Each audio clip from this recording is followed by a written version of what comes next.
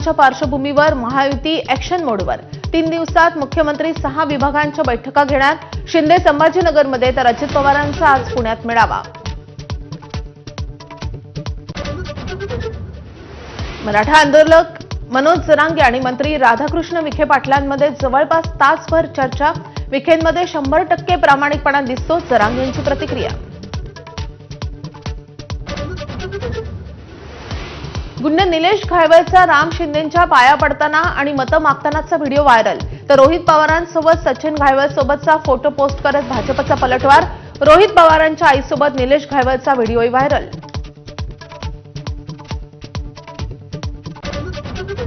नव्या तंत्रज्ञानामुळे एटीएममधून चिल्लर काढणंही आता होणार शक्य। 10, 20 आणि 50 रुपयांच्या नोटांचं आता चलनी नाणीही मिळणार।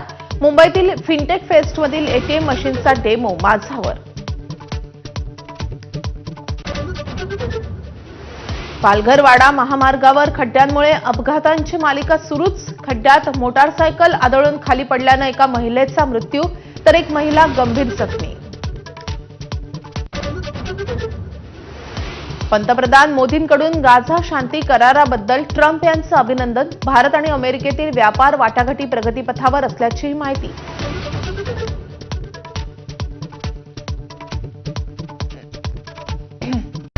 Headlines brought to you by Chitale बंधू।